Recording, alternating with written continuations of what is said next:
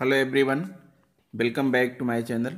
दोस्तों, आपकी ज़रूरतों और सुविधाओं को ध्यान में रखते हुए एक बार पुनः मैंने शिक्षण योजना पर कार्य करना प्रारंभ कर दिया है, क्योंकि हमारे बहुत सारे दोस्त ऐसे थे जो कन्फ्यूजन में थे और यह जानना चाह रहे थे कि समृद्धि कार्यक्रम के तहत जो 48 दिन की कार्य योजना दी गई है बुकलेट में, उसके अकॉर्डिंग हम अपनी शिक्षण योजना कैसे तैयार करें। तो दोस्तों, इसी पर मैंने कार्य करना शुरू कर दिया है। मैंने जो है शिक्षण योजना इसके पहले एक डाला है, कक्षा 1 भाषा की पहला दिन पहला कालांश और प्रथम सप्ताह की शिक्षण योजना मैंने डाल दिया है। और ये प्रथम सप्ताह, प्रथम दिवस, दूसरे और तीसरे कालांश की शिक्षण योजना का प्रारूप नमूना मैं लेकर आया हूँ। आप इस वीडियो को देख लीजिए और आपको क्लियर हो जाएगा कि आपको शिक्षण योजना समृद्धि कार्यक्रम के तहत कैसे तैयार करनी है। दोस्तों, समृद्धि कार्यक्रम के तहत जो 48 दिन की कार्य योजना है, जिसे आप फाउंडेशन लर्निंग शिविर कहेंगे, उसमें जो है जो भाषा है, भाषा के 3 कालांश है। पहला कालांश जो है वो मौखिक भाषा विकास के लिए है और जो दूसरा कालांश है वो डिकोडिंग के लिए है। दूसरा और तीसरा कालांश दोनों को मर्ज करके 80 मिनट डिकोडिंग के लिए टाइम दिया गया है और पहला कालांश यानी 40 मिनट जो है वो मौखिक भाषा विकास के लिए दिया गया है। तो मौखिक भाषा विकास की पहली शिक्षण योजना मैंने चैनल पर अपलोड कर दिया है और कालांश 2 और 3 की डिकोडिंग की पहली शिक्षण योजना कक्षा 1 की मैं अपलोड कर रहा हूं। आप इसको देख करके समझ सकते हैं कि आपको कैसे शिक्षण योजना बनानी है। अगर आपने मेरी पहली शिक्षण योजना नहीं देखी है तो उसका लिंक मैं वीडियो के डिस्क्रिप्शन में दे रहा हूं, वहां पर जा करके आप उसको देख सकते हैं। तो दोस्तों, आइए देखते हैं कि किस तरह से इस शिक्षण योजना को बनाना है। कालांश 2 और 3 दोनों को मर्ज कर दिया गया है। 80 मिनट का टाइम है और ये 80 मिनट के टाइम में डिकोडिंग पर आपको कार्य करना है पूरे 8 सप्ताह तक।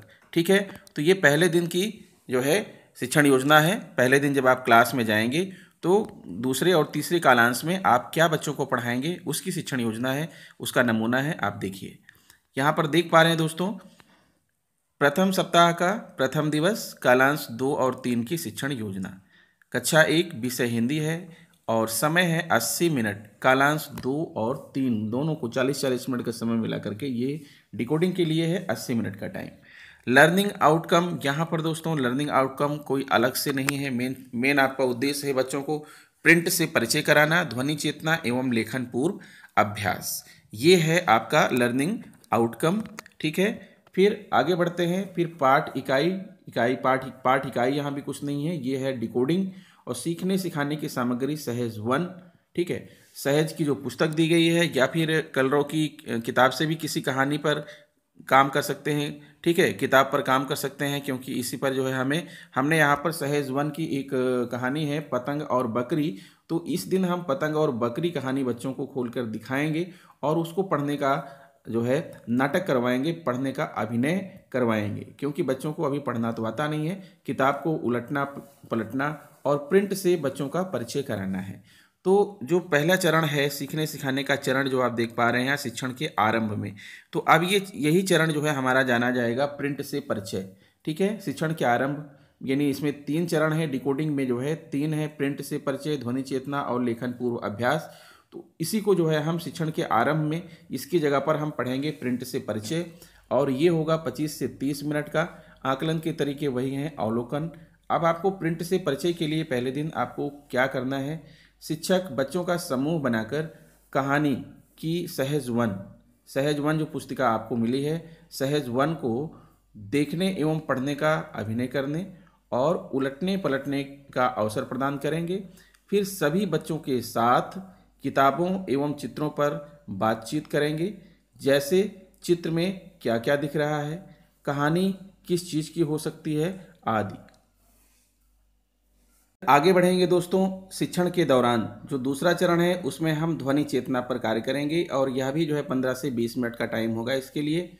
और इसमें करना यह है कि शिक्षक बच्चों को विभिन्न प्रकार की आवाज़ों जैसे घंटी, मोर, कुत्ता, बिल्ली, घोड़ा, बकरी आदि की आवाज़ एक एक करके निकालने को कहेंगे। सभी बच्चों से आवाज़ निकलवाएंगे तथा ध्वनि पहचान की गतिविधि कराएंगे, जैसे यह किस चीज़ की आवाज़ है या जिसकी आवाज़ है वह कहाँ रहती है, कहाँ रहता है आदि। इसी प्रकार के सिमिलर क्वेश्चन बच्चों से जो है पूछेंगे उस ध्वनि से संबंधित, ताकि बच्चों के अंदर ध्वनि चेतना का विकास हो सके। फिर दोस्तों आगे बढ़ने पर अगला चरण आपको मिलेगा शिक्षण के बाद। शिक्षण के बाद वाला जो चरण है उसको हम लेखन पूर्व अभ्यास के नाम से जानेंगे और यह चरण भी 15 से 20 मिनट का होगा। आकलन के तरीके वही, अवलोकन व प्रतिक्रिया। इसमें आपको क्या करना है, पहले दिन बच्चों को पेंसिल से अपनी पसंद का कोई भी चित्र बनाने को कहेंगे और उसमें रंग भरने को कहेंगे। फिर हर एक बच्चे से उनके द्वारा बनाए गए चित्र पर बातचीत करेंगे, जैसे इस चित्र में आपने क्या बनाया है, यह कहाँ पाया जाता है, अगर तुम्हें यह चीज़ मिल जाए तो क्या करोगे, आदि। इसी प्रकार के प्रश्न जो है बच्चों से करेंगे। फिर आता है आगे गृह कार्य।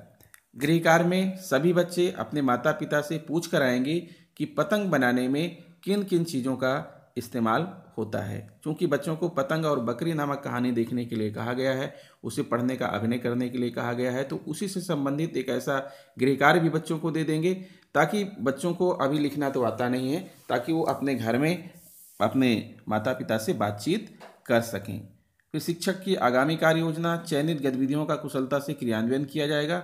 शिक्षण के दौरान आने वाली कठिनाइयों के आधार पर आगामी शिक्षण योजना बनाई जाएगी। तो दोस्तों ये रहा, जो है आपने देखा कि बहुत ही आसान सी बात है। शिक्षण योजना में बहुत कुछ करना नहीं है आपको, बस जो है जो आपका ये समृद्धि कार्यक्रम का जो मॉड्यूल है आप उसको उठाइए, उसी के सहारे आप शिक्षण योजना बनाते जाइए, क्योंकि उसमें प्रत्येक दिन के लिए बताया गया है कि आपको क्या क्या करना है और कैसे करना है। आशा करता हूँ वीडियो आपको अच्छा लगा होगा। अगर आपको ऐसे ही और शिक्षण योजनाएं प्राप्त करनी है तो आप मेरे चैनल पर बने रहें, चैनल को सब्सक्राइब कर लें, क्योंकि मैं समय समय पर ऐसी ही शिक्षण योजनाएं बनाता रहूँगा।